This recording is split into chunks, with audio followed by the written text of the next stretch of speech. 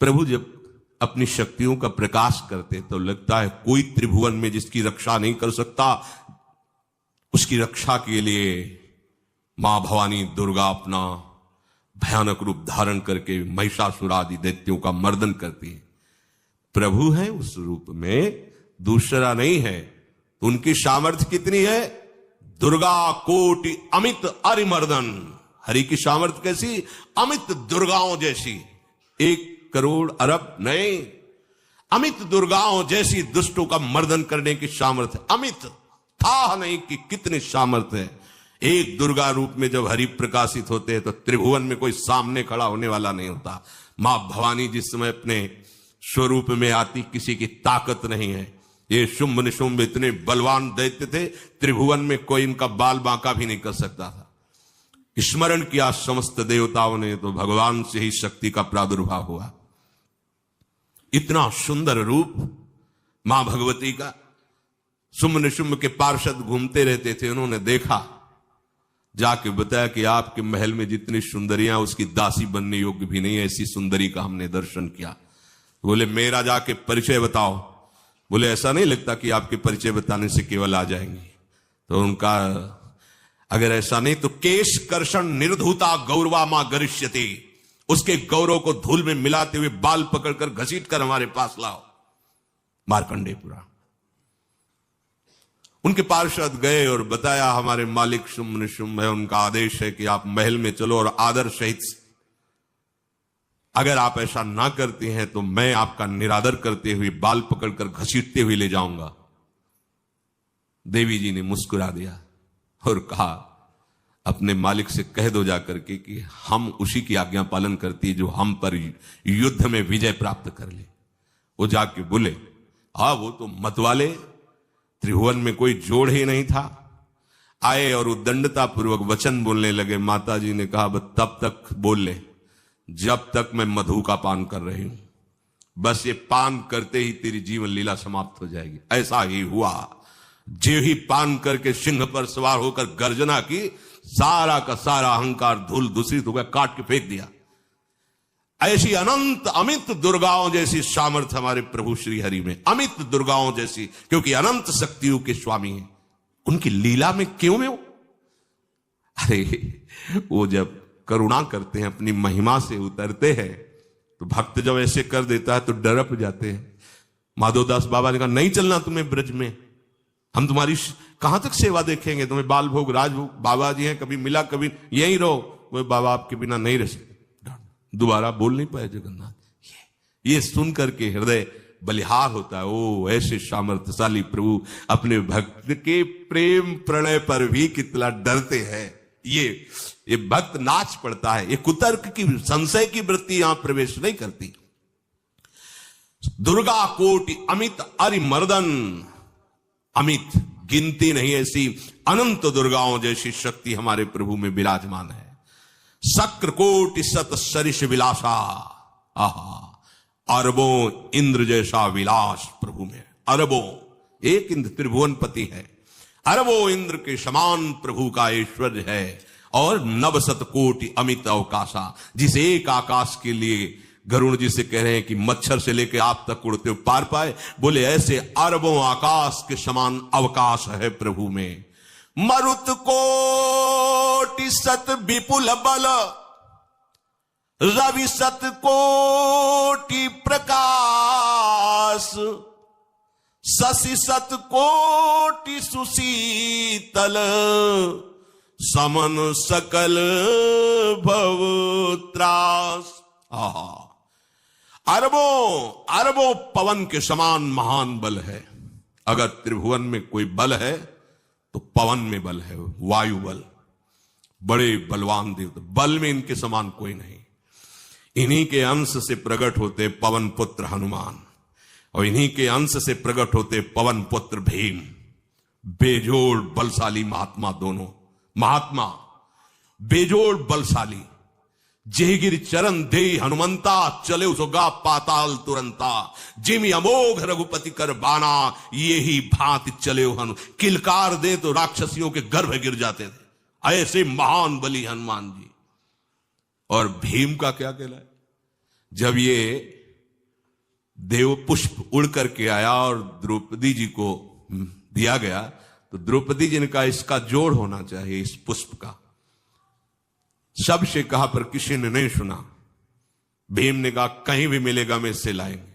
ऋषियों ने समझाया कि आगे मत बढ़ो, ये यक्षों की भूमि है, युद्ध हो जाएगा और तुम्हें तैयारी करनी है हस्तिनापुर के लिए, और तुम इधर, वो सब दिव्य हैं, पवन पुत्र हैं। किसकी मां ने अपने वेग को बढ़ाया तो महाभारत में पढ़ के देख लो, इनके चलने के वेग से वृक्ष उखड़ उखड़ कर गिर रहे थे।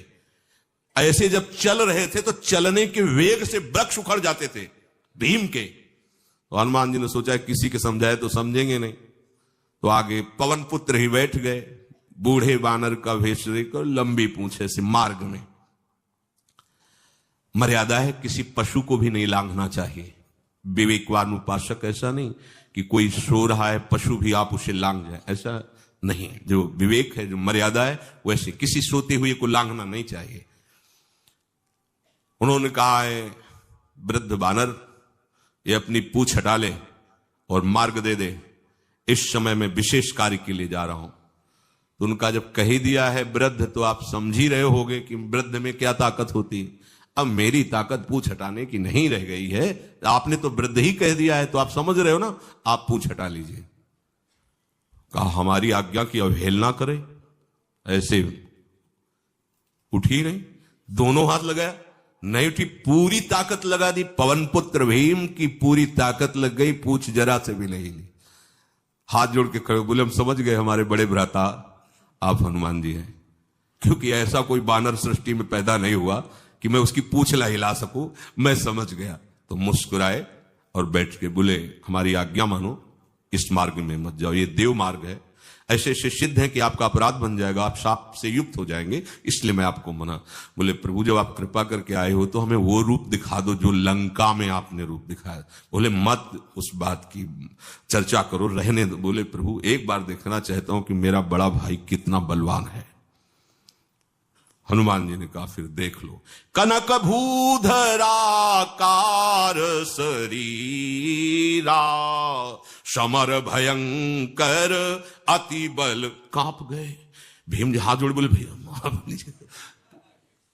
स्वर्णिम कांति, वो भयानक उनका रुद्र रूप, कांप गए भीम, कांप गए। वायु में अगर बल में देखा जाए तो सबसे ज्यादा वायु बलवान है। भगवान कैसे है? मरुत कोट सत विपुल बल, अरबों वायुओं जैसी महान ताकत हमारे प्रभु में है, संशय नहीं।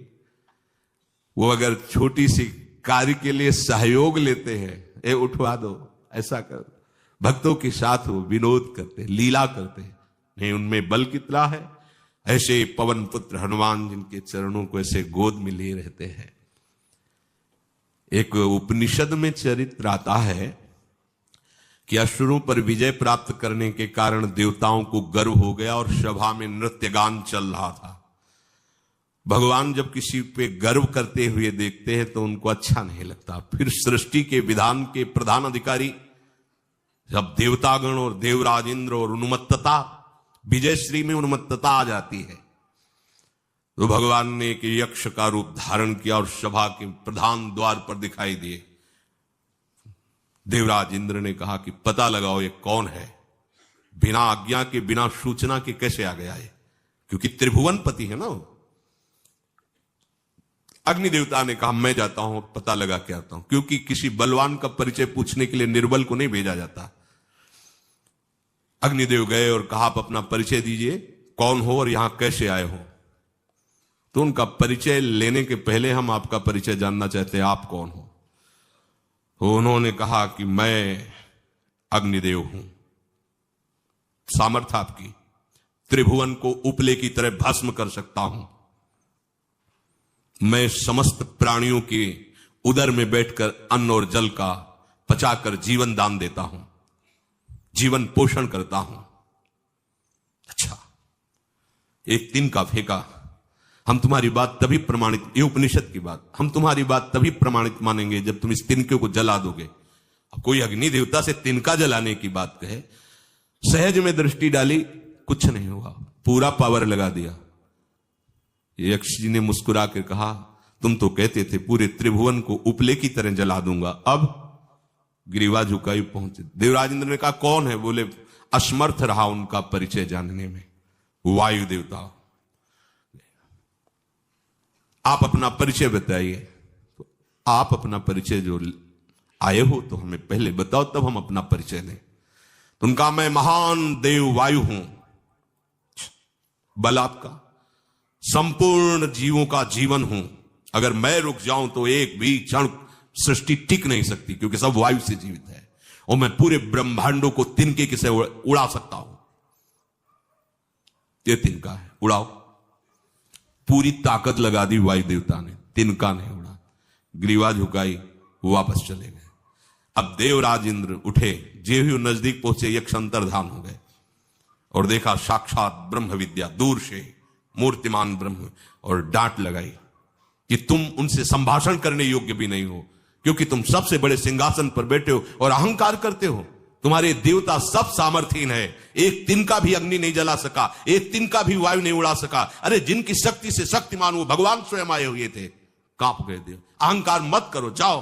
भगवान के बल से तुम विजयी हुए, देवताओं के बल से नहीं। देवताओं में जो शक्ति है वो उन्हीं के अंश से आई हुई है।